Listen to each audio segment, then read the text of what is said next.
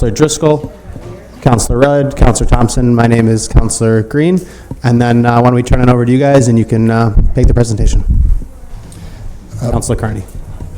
Councilor Carney. Thank you, councilors. My name is Owen Kearney. I'm with the city's planning division. I'm here with the rezone project team, including our consultant from Clarion, Matt Goebel, who will be giving the presentation today to provide an update before we dive into our public meetings over the next few weeks and ultimately before the legislative action later this summer, that we wanted to present and essentially kick off our upcoming public meetings today with you, so we appreciate this opportunity to do so. We've got about 40 some odd slides. We'd like to try to move through them quickly, understanding we've got an hour, give or take 10 or 15 minutes.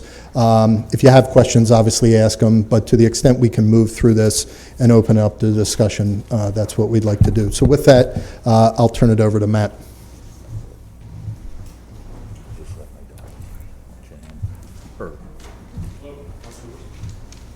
Do I need to stand here? Are we recording this? Or? Yeah. Okay. But you could sit here if you wanted. Yes. If you don't mind, that'd be great. Yep. Just take it. Or over on this side, whichever works better for I think you. he's got to be closer with the cords. Closer there is probably the best. All right. Just got to put it like right up to you. That bends.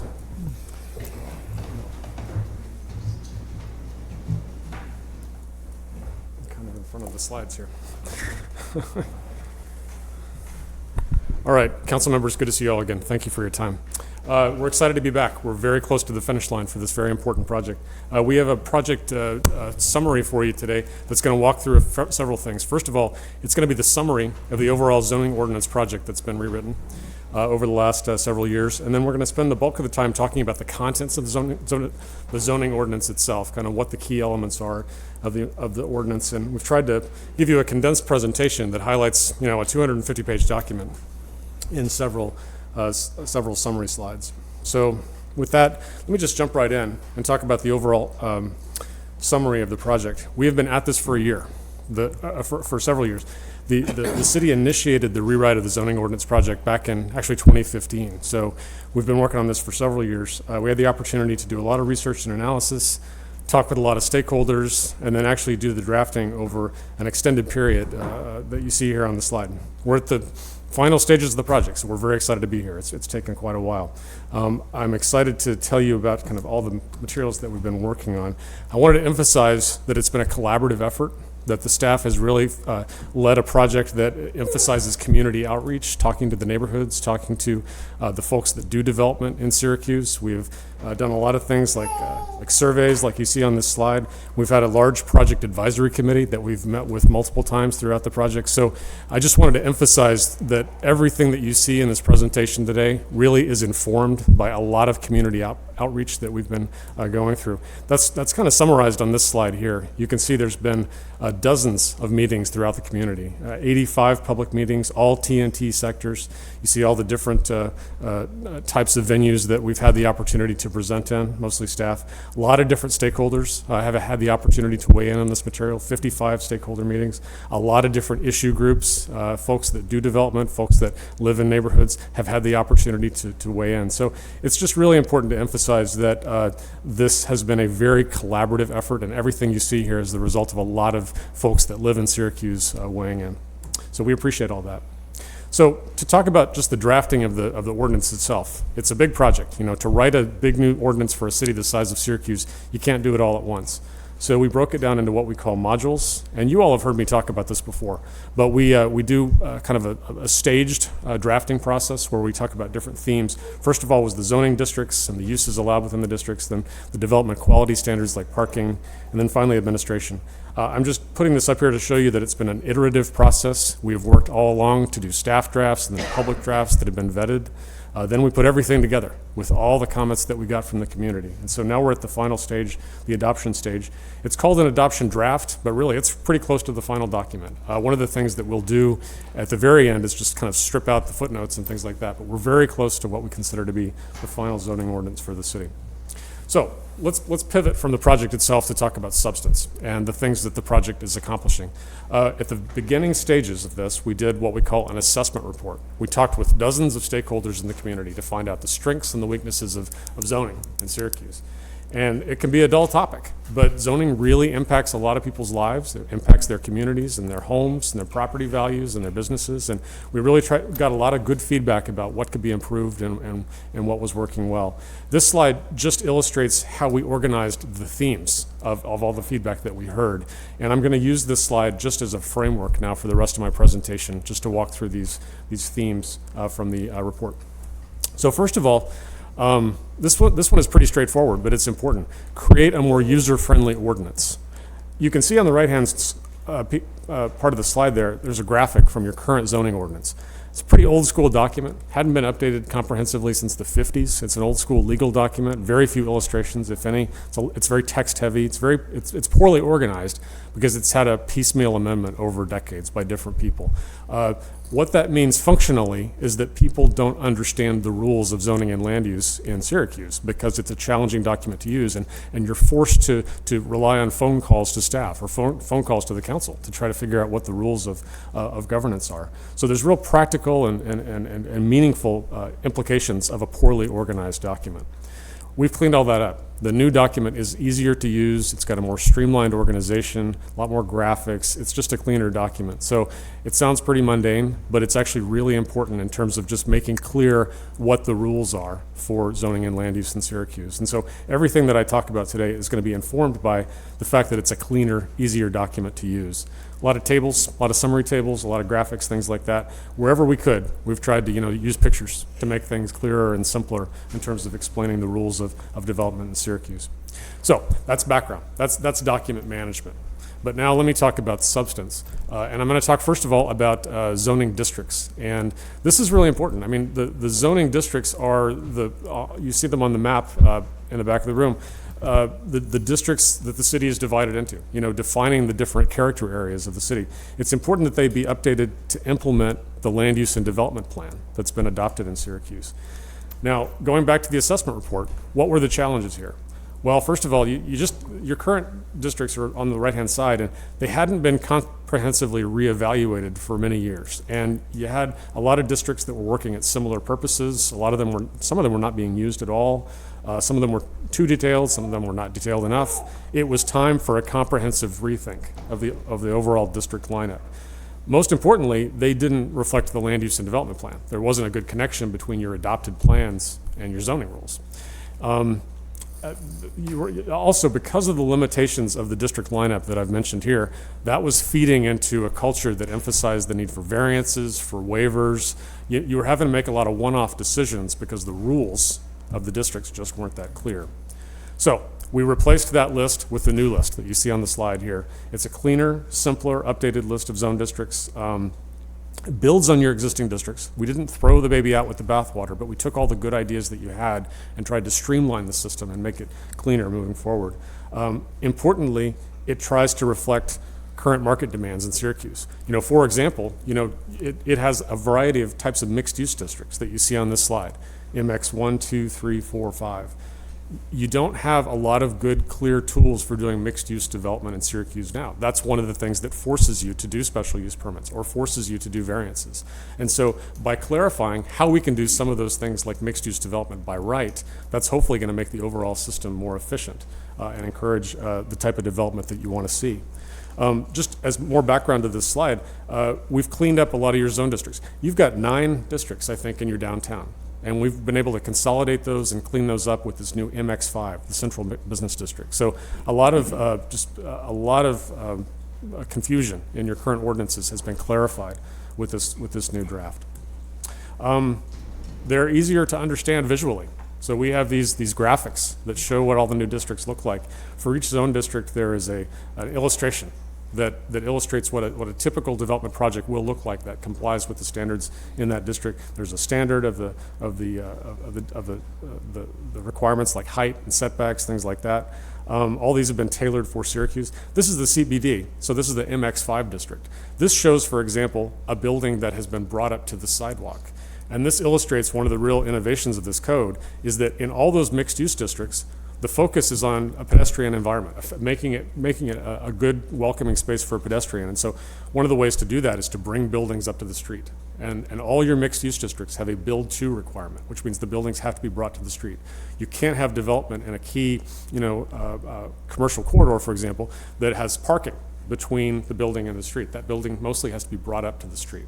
So that's an example of how these districts have been adjusted to encourage some of your planning goals. A lot of these districts also have new height requirements. The mixed-use districts actually have minimum height requirements. So you've got to come in the MX2 through the MX5 and build at least 2 stories. And there's no height maximum, but you've got to come in with a building that actually, encourages a vital street environment, an active street environment by building a building of height. So that's just an example of all the innovations that we've got in the new mixed-use districts. That's a very fast summary of those, but I now want to talk about the land uses that are allowed within those districts, because that's an important complementary piece. And you look at this picture, and land uses are the church that's on the left-hand side, or the single-family residential on the right-hand side. It's just it's a way of categorizing the different types of activities within the city. Now, what did we say about this issue back in the assessment report? Well, on the screen here on the right, there's an example of your current ordinance and how uses are addressed currently. And it's just kind of this random list. It's not even alphabetical. Some of the listings are really specific and some of them are really general.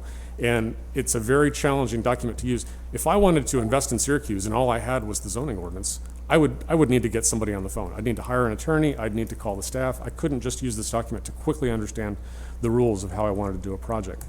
That's all been replaced by a comprehensive rethink of the organization system for land uses. So this is the new table, it's just an excerpt, but down the left-hand side, you've got general use categories and you've got specific use types. So I've got a general category of office and professional service and a specific type of business services and supply. And then moving across, where is it allowed by right, where does it require a special use permit? Importantly, all of these use types are defined.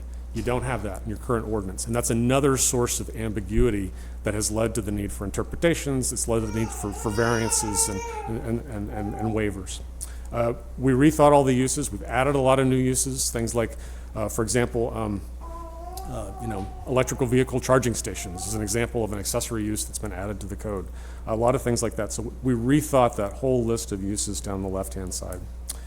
I wanted to zero in on one that has had a lot of comment and discussion in Syracuse, and that's the corner stores. You see an example there on the right-hand side of the slide.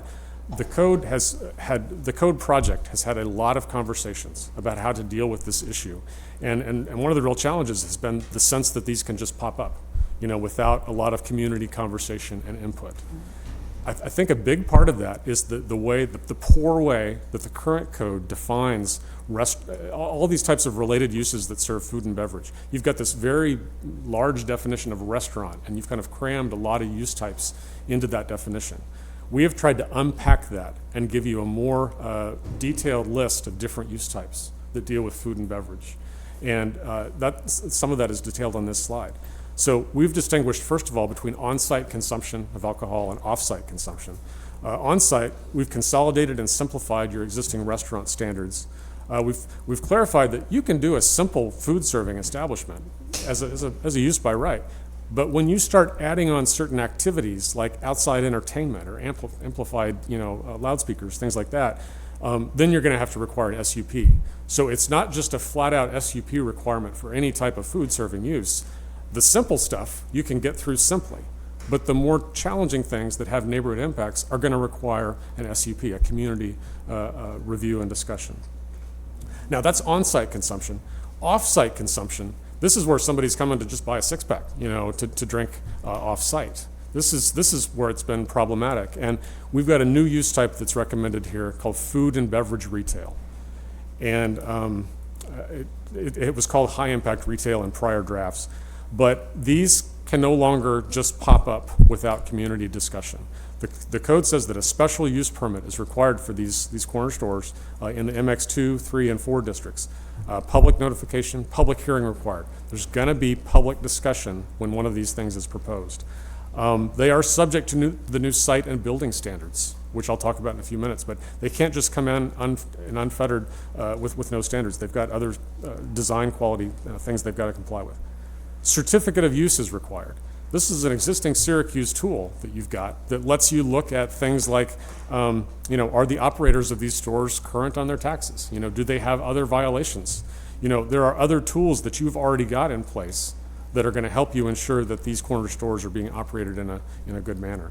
There are some places where they're permitted by right. It's the most intensive districts, the MX5, the downtown, the CM, the general commercial district, and the LI. Sir. Just, it says that special use is required in those areas, so then MX1, any of the residential, is it? No, it's not allowed there. These are the only districts where that use would be allowed, starting at MX2.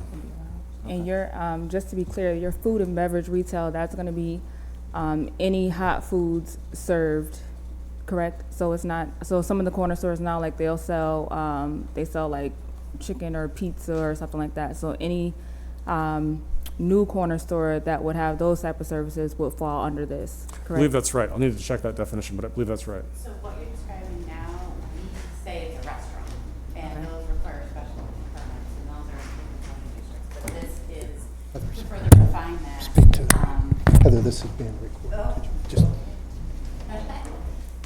All right, so what you described right now requires a special permit because we categorize that into restaurant. But because we have taken restaurant and not made it as general and put it into different subcategories, this is one of those subcategories where we've heard that it's very important that we review these things and they have a special permit. Okay. So in MX2, 3, and 4, you need a special permit, and in MX1, they are prohibited. Okay.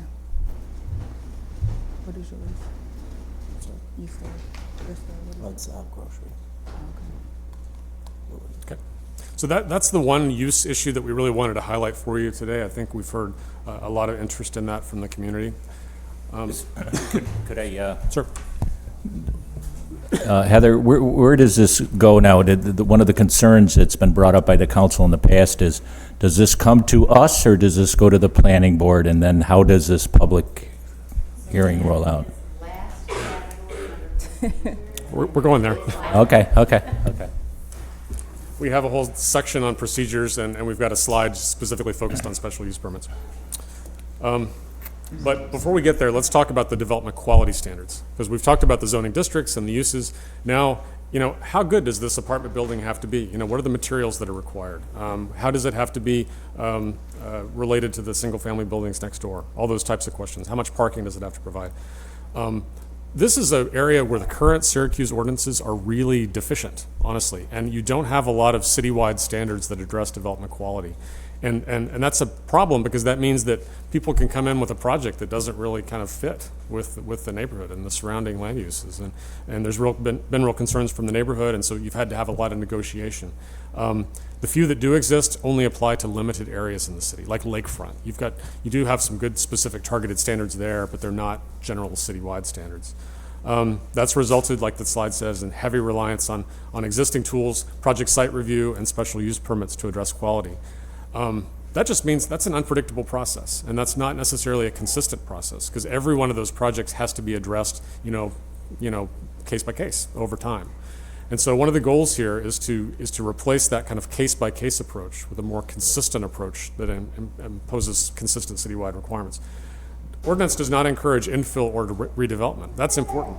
We've tried to develop standards that are tailored, because Syracuse is a redeveloping city, and you want to make sure that these standards are encouraging appropriate redevelopment, not just focused on new projects on the community fringe. Was there a specific reason why that wasn't included?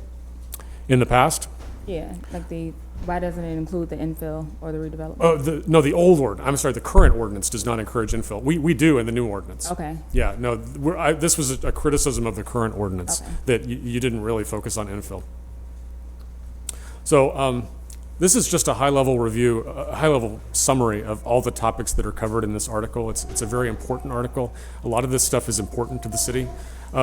These are topics that have been considered by you all for many years. You're always looking at parking and development quality and landscaping, but you're not doing it with the benefit of written standards that are consistent. So we've cleaned all that up. We've got new sections that address all of these topics that are on these slides. There's illustrations like you see here on the right. This is an important step forward for the city. I just really want to emphasize this point. It's something that you're going to probably want to build on over time. You know, these are approaches that you're going to want to track, you know, over the next few years and see, are we getting the right quality? Can we improve on these standards even further? Sir. So I guess to sort of backtrack a half a step, You pull the mic closer. Sorry, yeah. Counselor. Sorry. So when we talk about, like, I understand the purpose of wanting to have consistency in certain business districts. Like, I know Eastwood does a pretty good job of making requirements to say we want everything to sort of follow suit and look similar. And I think, you know, on main strip like Salina Street, that's you know, North Salina, that's mine, we want things like that. But what about, like, I don't know what we call it now, the central business, like downtown? I mean, are we? I just would be curious to know, are we going to discourage new and different, like if someone were to build or remodel a building and want to add an extension or do something different and unique, is that something that we're going to stop and crush, or that isn't going to be allowed? Because I guess, you know, unique architecture is something that, you know, I'd like to see. I think folks would like to see, you know, different things. So I worry that we're preventing creativity in certain areas. And I want consistency in certain areas, but That's a great it's question. not a historic. I mean, what would prevent? I jumped ahead in my slides because I just wanted to raise this issue of building design. It's a great question. I think the way that the standards are addressed, the way they're framed, is that they're really focusing on the big issues of how a building kind of sits on a site, you know, where the entrance is located, how it's related to the street. There's a box that's being created, an envelope, you know, but within that envelope, there's a lot of creativity. There's a lot of things that you can do. And the standards that have been drafted, they're not so specific they're gonna prevent someone from doing something innovative or unique. You know, we talked earlier this morning with the advisory committee about codes in places like Santa Fe, you know, where they've got very specific design standards that are encouraged to require a particular architectural style, you know, Pueblo Revival. That's a code that would keep you from doing something innovative because you got to do it Pueblo Revival. This is not kind of that level of architectural style specificity. This is more kind of building form. Okay. But it's a great question. So let me just jump back. Highlights of this part of the code, there's citywide standards. I think that's really important. We based it in part on some of the lakefront standards that you have, so it's not all brand new, but also we based it a lot, you know, on the experience that we have around the country. Intended to help ensure more consistency. Establish thresholds for when non-conforming site features are required to be brought into compliance with new development standards. This is an important one. So if there's a non-conforming parking lot or non-conforming landscaping, say, and you know, if somebody wants to come in and do a development project on that site, if it's a bigger project, they're going to have to bring that parking lot into compliance with the new parking design standards or the new landscaping design standards. This is an important tool for Syracuse to help ensure over time that as redevelopment happens, you're gradually starting to bring, you know, the older stuff into compliance with the new code. I'll briefly go through these next few slides. They just cover some of the topics, but neighborhoods are really important in Syracuse. Residential compatibility is important. So we've got a section that talks about if a new commercial project or a new multifamily comes in and it's adjacent to single-family residential, you got to look at things like are on this slide. You know, where do you put the drive-through? Where do you put the storage areas? How can you minimize the impacts to single-family residential with those standards? Where is the parking located? Where is the loading, things like that. You don't want to necessarily have a multifamily come in right on top of a single family, like you see in that photo. You want to be sensitive to that. So you've got a whole set of standards there. We have reworked all the parking requirements. So this was a big focus of the project. We have removed or reduced many of the parking requirements. There is a parking maximum for most non-residential uses, so you can't provide just an endless sea of parking, endless sea of concrete. You've got to cap the overall amount of parking that's required. Parking alternatives. Can I ask a quick one on that? Sorry, I hate to interrupt, but how does that apply to downtown? There are actually no parking requirements in the downtown, so that would just apply outside of the downtown. Well, I meant more in the parking maximum. You're saying that there's like a parking maximum as well, right? You can't just have like a sea of concrete, you were saying. So there's currently a lot of parking lots downtown, so I was just curious Right. Not saying, I don't necessarily know if the parking maximum would affect that, but I'm just curious what the parking maximum was, and would it affect current lots or future development of lots with downtown? This only impacts, I'm sorry, where there is a parking minimum. This would set a maximum on that cap, but this just wouldn't apply to the downtown. So in terms of parking lots, I'm trying to recall, did we? So that's, my fellow counselor said it's more of a residential thing you're talking about with parking maximums, is that correct? And outside the downtown, so like on a commercial strip or in a mixed-use area. Okay, so it doesn't apply to downtown, is that my understanding? Correct, because there are no minimum standards, there can't be a maximum of the required. Got you, understood, sorry. I'm just trying to recall if you can do a parking lot as a principal use downtown still. I don't think you can, okay. So this would probably make more sense like in Westcott, you're thinking, right? Like in that Yeah. area, something like that? Okay. Got you. Apologies. Continue, sorry.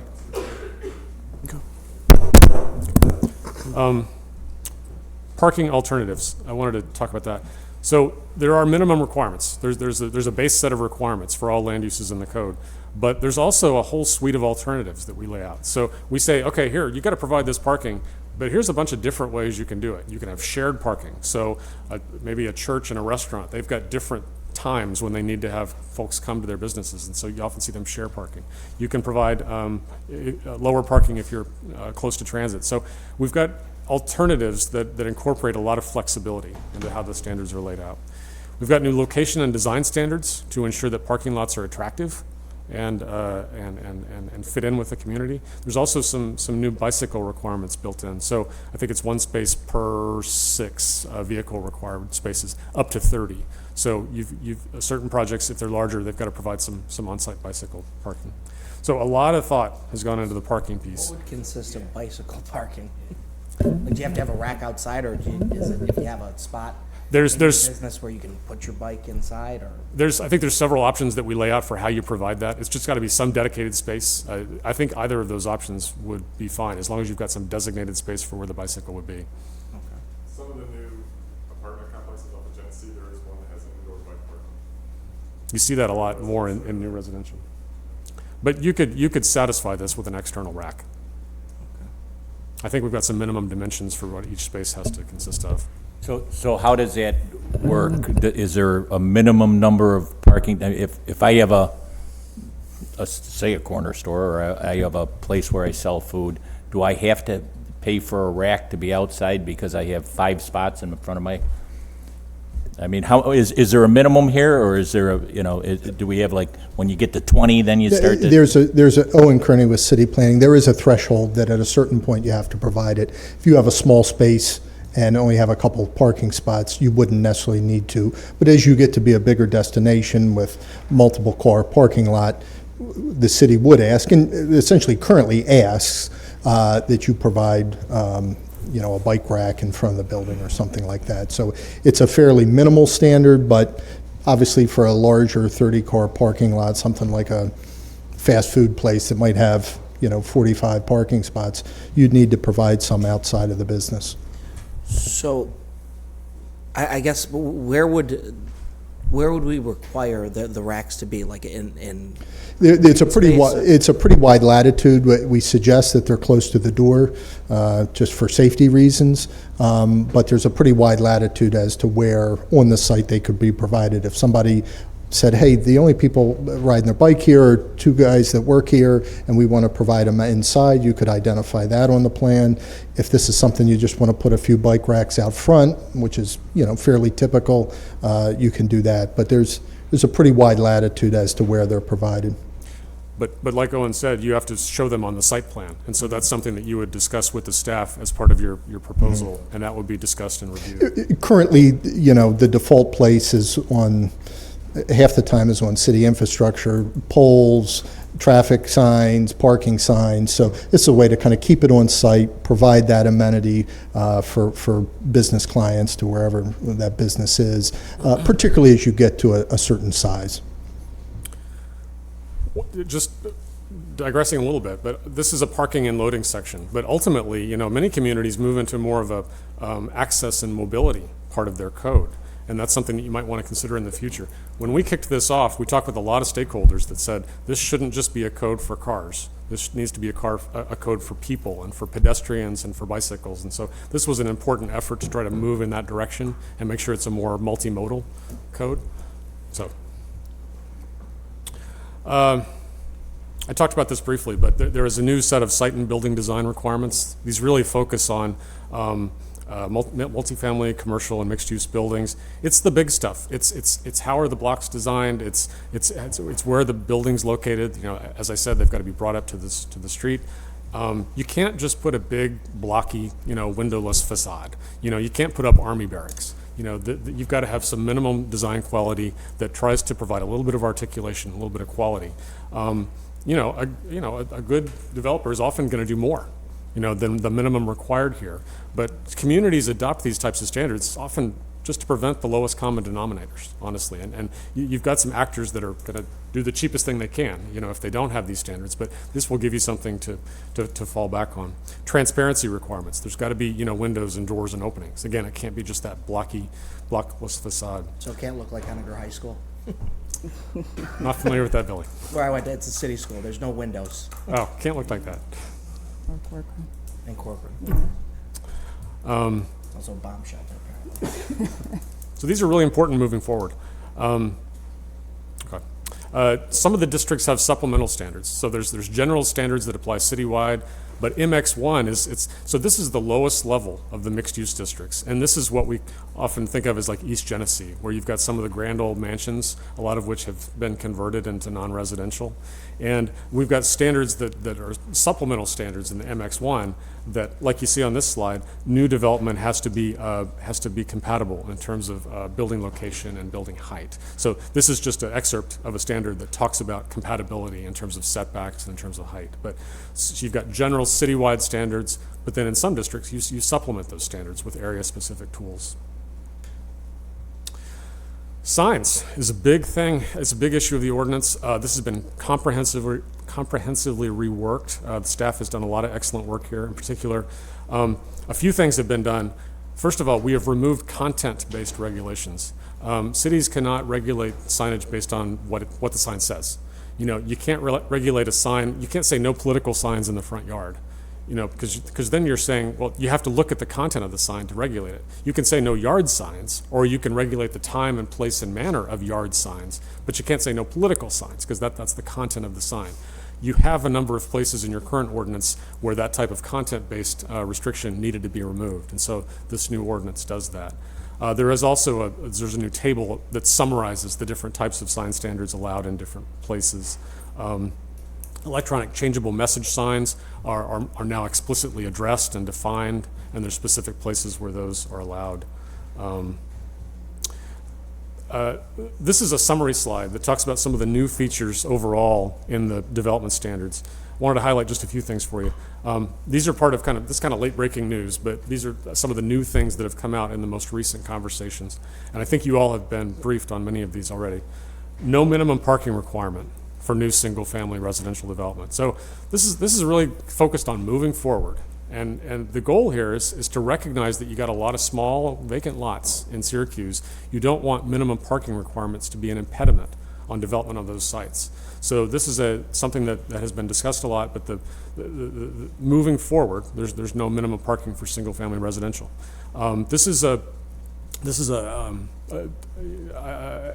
an important new step, I would say. And I mentioned earlier on that the code is trying to acknowledge and encourage infill and redevelopment. This is a big one. This gets a big impediment out of the way because parking requirements are often a deal breaker for especially a small project. Commercial and mixed-use design, I mentioned that we've introduced those minimum build-to requirements for all the mixed-use districts except for MX1. This is I'll say aggressive approach. This is important. You're being very strong here by saying pedestrian activity is important in all these mixed-use areas. We're going to require those buildings to be brought to the street.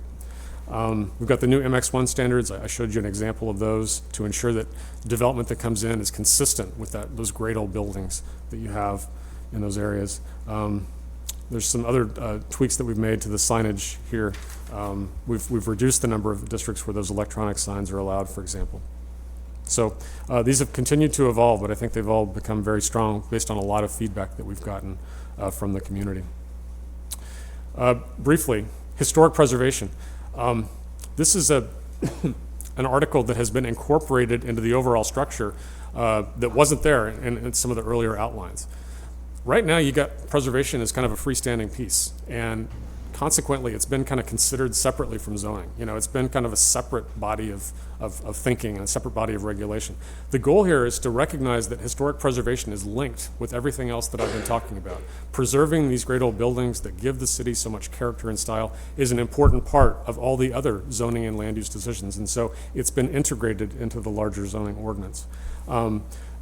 Staff's done a lot of work here, Kate in particular, working to help integrate the preservation regulations. The overall format of the preservation piece has been rewritten to mirror everything else that I've talked about. The structure, the format it fits in with the current ordinance. Landmark Preservation Board has been, composition of that board has been reduced from 9 to 7. I think some of the particular designated seats have been removed there. Certificate of appropriateness. When somebody comes in and wants to, modify a designated building or put up a new building in a historic district, there's been some changes there. First of all, there is a new affirmative maintenance and repair requirement. This is a big deal, because this is basically saying if you're a designated historic property, you got to keep it up. You can't just you can't let the roof, go unrepaired for years and let water come in and start to damage the building. You got to keep it up. Cities often face something called demolition by neglect, and it's where a property is basically just not maintained, so ultimately it's got to be demolished because they haven't kept it up. And so this is saying if you're a historic property, you have some minimal maintenance obligations to keep that property in good repair. Expanded administrative review for minor projects. Could I interrupt there? How is it enforced? Okay.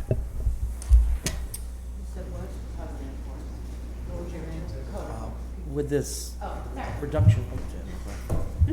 So this would be for all properties within the historic preservation area now, not just for new construction within, right? This is for local protected sites and properties within local districts. Right. So code enforcement would be the appropriate division to enforce that.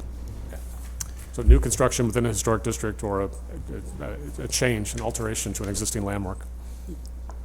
Sure. So who are the 7 individuals that would be on this landmark preservation board? Would they be all mayoral appointees? Yes.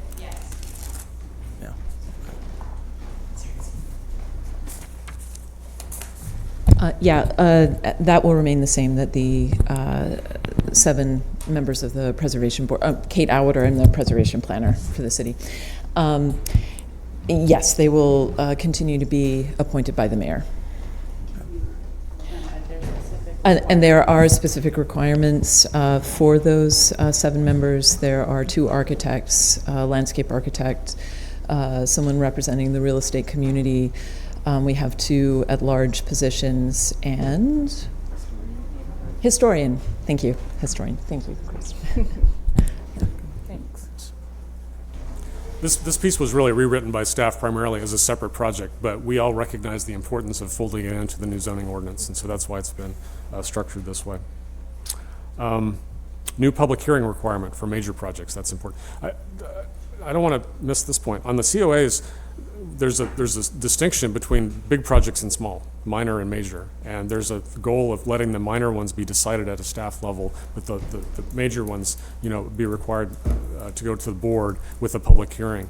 That is consistent with what you'll hear about later with the other procedures. Let the small stuff be handled as efficiently as possible so you can focus your resources on the bigger projects. And what is, let's say it's a minor project and it gets denied. Is there an avenue for some sort of appeal for that developer? It's an appeal of an administrative decision. So it would go to the BZA. No, an appeal of an administrative decision would go then to the full landmark preservation board. Okay. Yeah. But it's different in this part of the code. Yeah. It'd be the BZA and elsewhere in the code. And none of those people are the same, correct? Right. I'm sorry, say that again. None of those individuals are the same. Like the folks who would be making administrative review decisions on the minor things, They would not be the they're same not as allowed to be the on that land review board. The administrative, it would be a staff level decision at the administrative level. So basically it would be my review, and then if there was a disagreement, it would go on to the Landmark Preservation Board for a full review, including the public hearing. Okay. Yeah. So different individuals will be hearing that appeal that made Yes. the original decision. Yeah. New economic hardship appeals process for alterations and demolition. This is a pretty common tool in preservation ordinances around the country, but basically someone can claim economic hardship, as a justification for not complying, with some standard. There's a process in place for explaining why you've got a hardship, and you've got to provide documentation about, the value of the proposed improvement, and you've got to provide dollars and information to show that you really do have an economic hardship.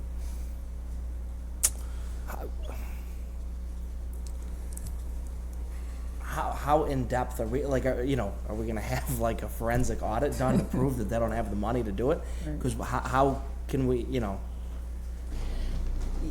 I understand the purpose of this, because if there's a developer who's like, geez, I'm running into whatever, I want to make sure that I finish the project and get it done in a timely manner, and if I can cut here or cut there from the original plan, that you want to be flexible. But how do we know that someone's not going to come in with this great plan and then come to us 10 times saying, I don't have the money for this, so I'm going to use these windows instead, and I don't have the money for this type of exterior material, so now I'm going to use this stuff. I mean, what's the limit that we sit there and say, okay, you can cut corners on 5 things? I'm going to let you start.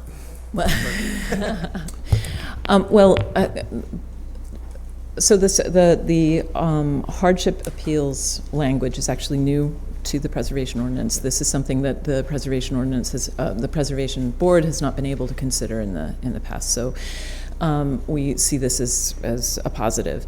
Already, I'll tell you that the Landmark Preservation Board does consider different types of hardship and certainly considers unique circumstances. When it comes to the actual what is required to prove your economic hardship, that is going to be enumerated in the administrative manual, which is going to be coming up next. So. Which is just sort of what the type of information that you need to be able to provide to prove that you have a unique circumstance that will prove your case.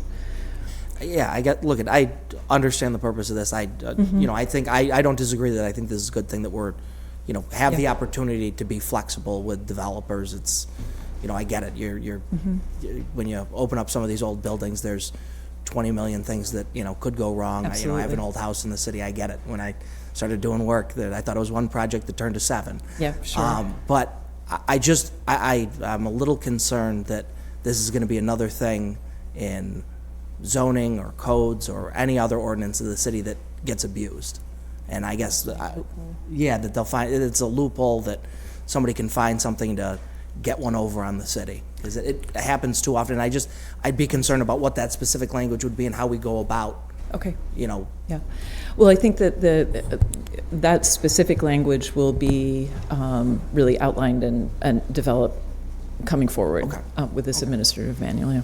Thank you. Okay, great. Thanks. I let Kate take the first cut at that, because the staff wrote this piece. We didn't write this piece, but we've written these in other communities, and I'm familiar with these around the country. And you raise an excellent point. You've got to monitor this type of tool over time to see how it's being used. Where are the loopholes? We've actually got a slide at the end of this presentation talking about the fact that this is a living document, and you're going to need to go back in 12 to 18 months and see, what are the loopholes that we missed? What are the big things? And then every, 5 years or so, you need to go back and see how is it being used. This one in particular is challenging to strike the right balance, and we've worked in communities that have gone up and down, oftentimes just based on changing, political situations, changing membership of their councils, say. But oftentimes we see the information requirements for a hardship appeal go up, because if it's too easy, people see it as an easy loophole, and so you use the term forensic accounting, and it does start to get pretty serious sometimes, because you have to make it so onerous, you have to make it significant enough that people don't abuse the system. But where to strike that line is different in different places. It's a great point. Okay, our last major section is procedures. So we held this one till the end because it's very important. When we kicked off the project, we heard a lot of feedback from stakeholders in Syracuse about procedures. And a lot of folks just said it's just not clear, you know, how we get through the process. The ordinance itself, you just read the ordinance front to back, and that doesn't clarify how you do different types of things. It's not there, and you got to get the staff on the phone. You got to talk to folks. It's also a very flat system. You know, all development proposals are subject to essentially the same procedures, big or small. It's kind of a one-size-fits-all. That's an issue because that means just the really small stuff, you know, is held to the same requirements. It has to submit the same information. It has the same process steps as something that's really big. And it's more efficient to tailor your efforts, so the big stuff gets your more attention. Currently, you have a very heavy reliance on project site review and special use permits. Those are being used to get at issues of development quality, because you don't have all those tools that I talked about on the prior slides, those clear standards for parking and everything. You're having to address those on a case-by-case basis through project site review and special use permits. That's an unpredictable system. That means if I'm coming in to do a project in Syracuse, I'm not quite sure how I'm going to be treated. And is it going to be the same as the prior guy that had similar circumstances? So there's a perception of inconsistency out there. A lot of requests for variances, waivers, things like that. There's just not tools for flexibility built into the current system, and that's led to those waiver requests, et cetera. So we outlined all these problems. We heard about all of them from you all. We've done a lot of work in this part of the ordinance to try to provide a clearer, more streamlined system. This is a summary table, which is an example of a tool that is it's kind of visually, it's a one-stop shop, you know, for who does what. You know, so all the different types of procedures are down the left-hand side, special use permit, you know, variance, et cetera. You know, what's the section reference? What type of public notice is required, if any? Sure. So, public notice, this is one that I know we've talked about recently, and I've brought up for, I don't know, the 4 years I've been on the council. We're not expanding on that, what is 400 feet? Or it's still going to stay at 400 feet? Is there any way that we can, and I guess, what have other municipalities done to address, because I get complaints from individuals that, you know, I wasn't aware of it or I didn't know about it because I didn't get that notice, and they're not on the email list to get these things, and they don't know until after the project's already started or is finished. And along with that, are we going to be sending it to the individual if it's are we sending it to the actual property, or are we sending it to where the, you know, bill gets sent, the tax bill gets sent?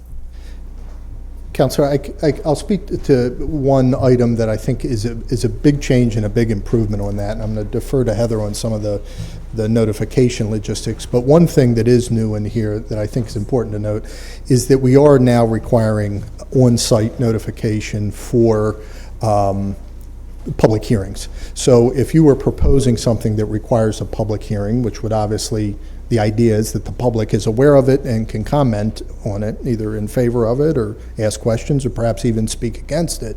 But right now, many communities, there's a notice on the site, whether it's in an existing building and they put something on the window saying, something's being proposed here, for more information, go here.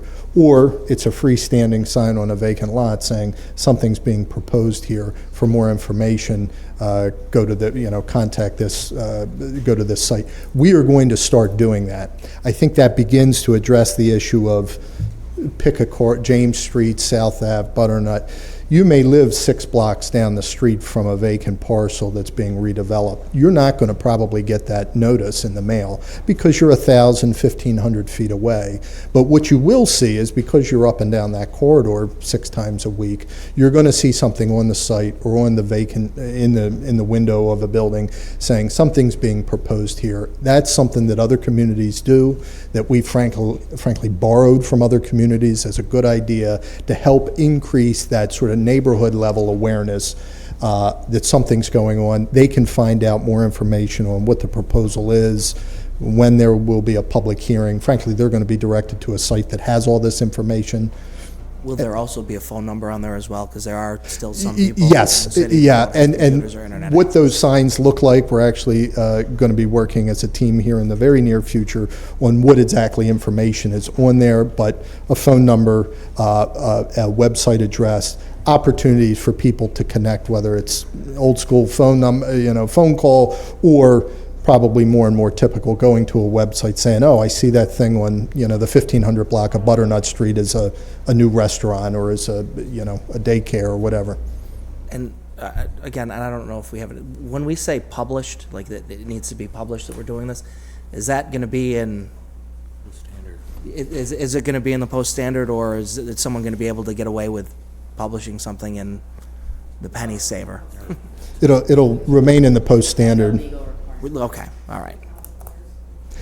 We are continuing the notification. I think your second point regarding the postcards, we will continue to do that.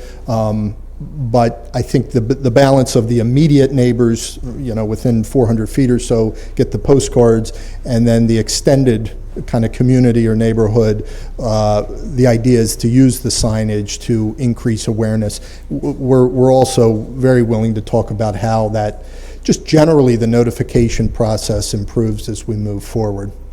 What's the requirement on the size, and do we have an example of what we're going to be requiring in the sign yet, or is that not yet? Okay. No, I think the general intent is to keep it pretty standardized.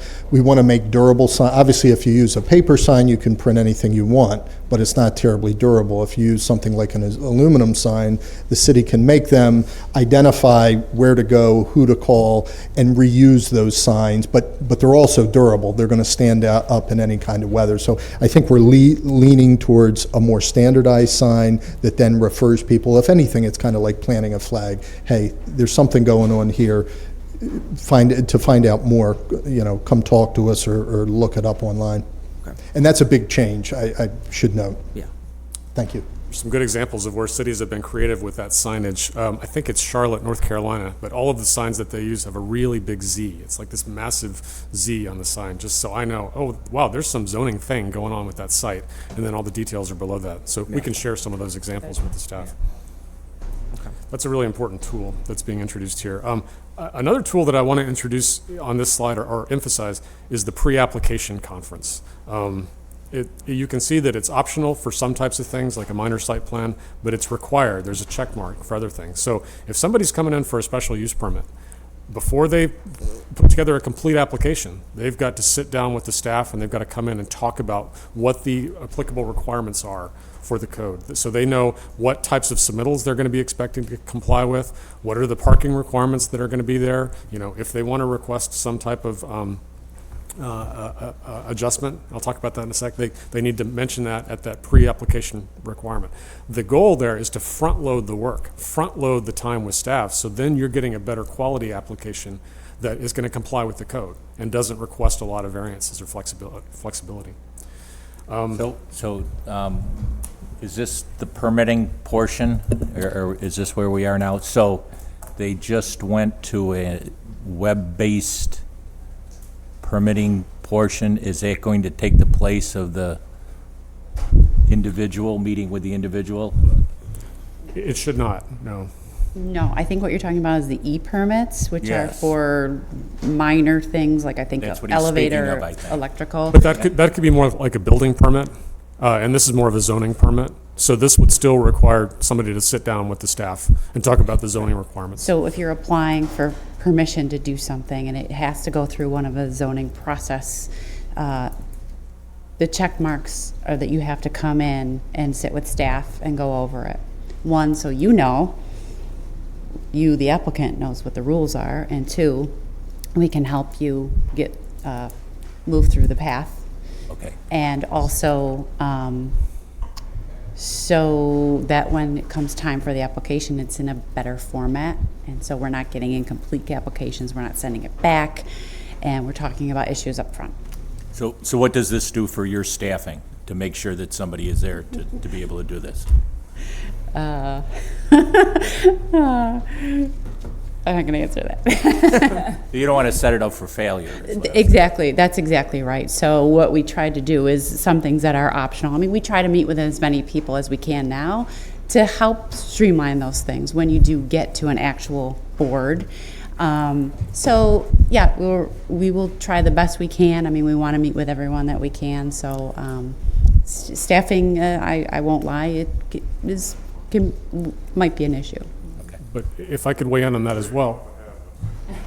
I mean, we're not just trying to add a big new staff requirement up front, period. I mean, the goal here is everything else that we've talked about, better quality standards, a clearer code, better definitions.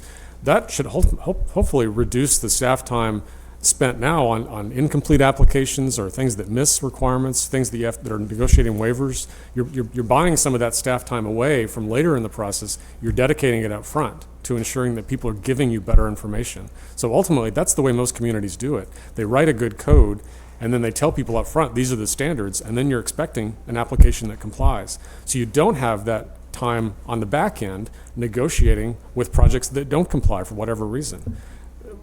We hear a lot from the stakeholders that the current system seems to be set up to anticipate incomplete applications or bad applications, and how do we deal with things that don't want to comply? Ultimately, the goal is to try to move away from that mindset to get applications that comply up front. So. Okay, just to jump in real quick, we do have another committee meeting coming up, so not to rush you, but kind of rush you a little bit. Rush. Okay. Common review procedures. I mentioned the perception of inconsistency.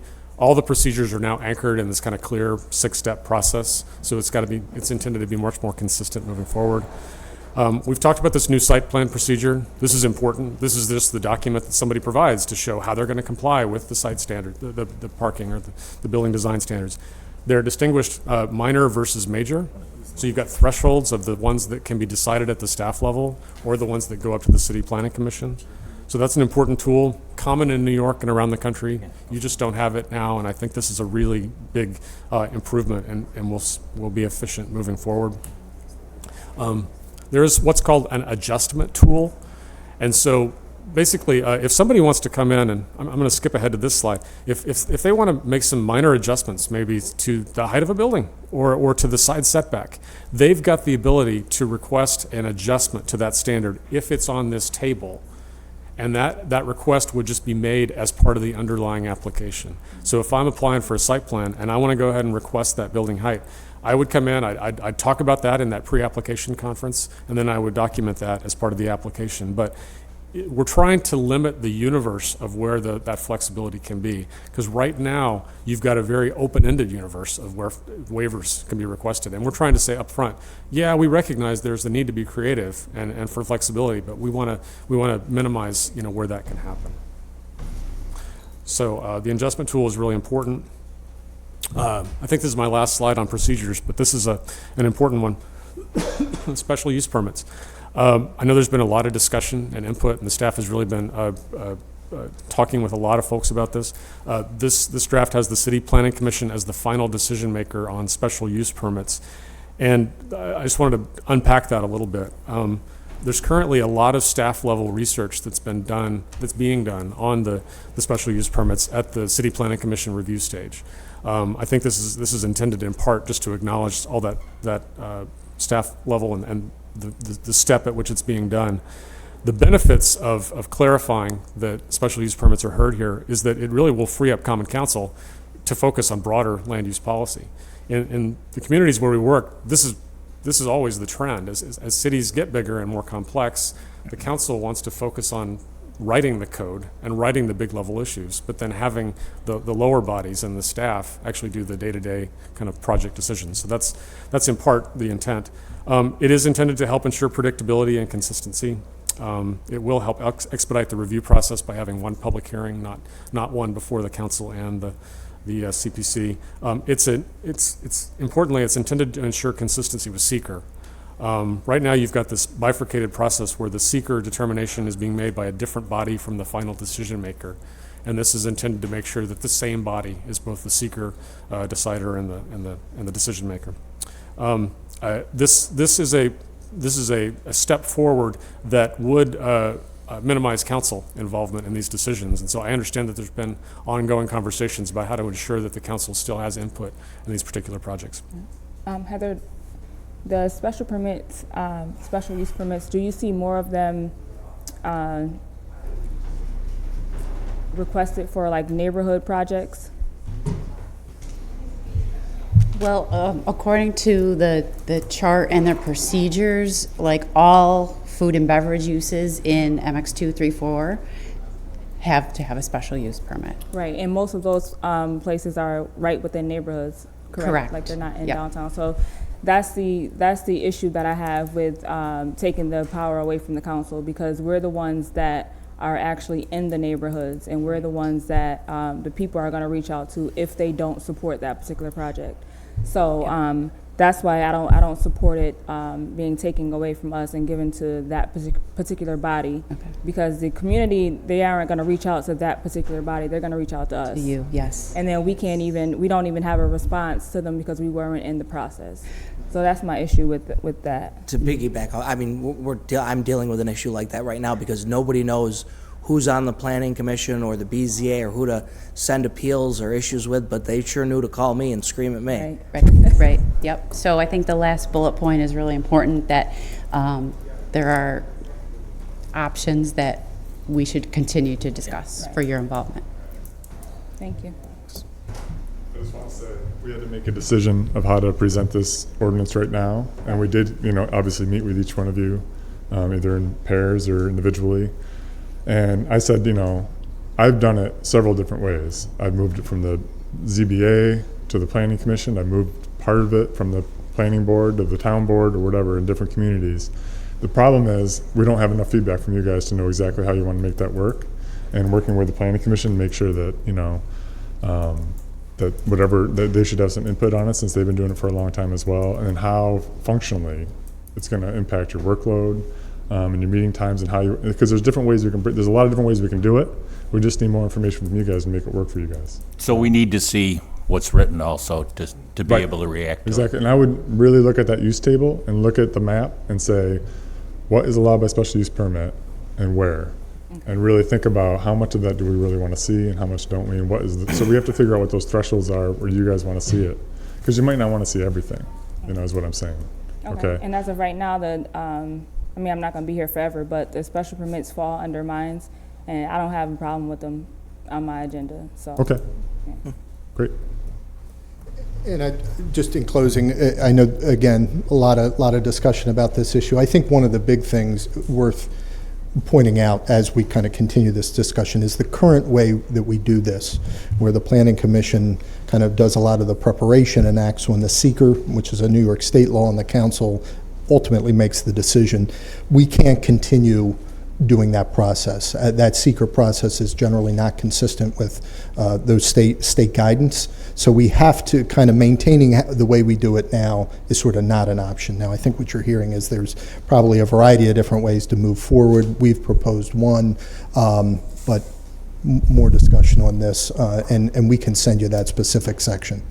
Yeah, I suggested, and I feel like this is probably from where I sit, the best is look at it. Seems like every board, every body, it's all mayoral appointed. I think if the council got some appointees, because I know that I know what's happening in either the land bank or the citizen review board, because after the fact I'm able to just sit down and have a discussion with the individual that I appointed to it or that reports back to us.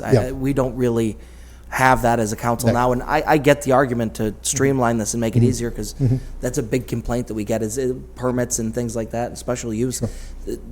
Developers, homeowners, people are slowed down and held up, and they want to see it done a little bit quicker, and usually have to wait a couple weeks to get it on the council agenda, or maybe even longer.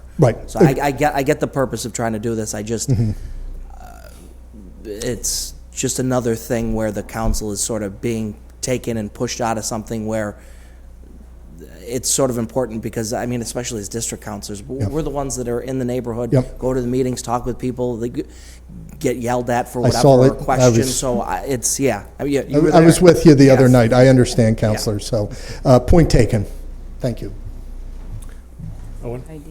So that's actually our summary of the zoning ordinance, and we had a few final slides just to talk with you about the zoning. Just 2 minutes on the map. 1 o'clock, the meeting's supposed to move over, my meter's running. How do you guys run this stuff? The next meeting will happen after we finish this. This is one of the most important things going on in the city right now, so we're not going to shortchange it. Thank you, Counselor. Just very briefly, as you know, we've all of these zoning rules and regulations ultimately have to be applied to the zoning map.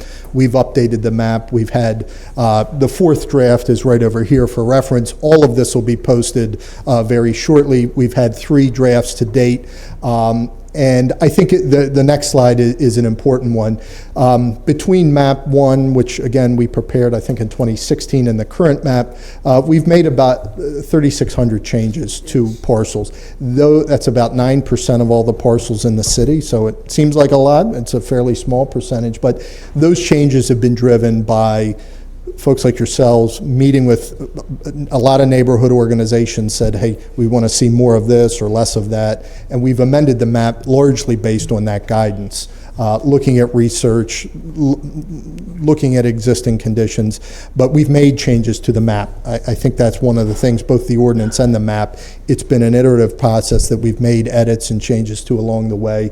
This is our current one, and we'll obviously put that out into the public domain here shortly. Again, next steps, this is, I think, our final slide.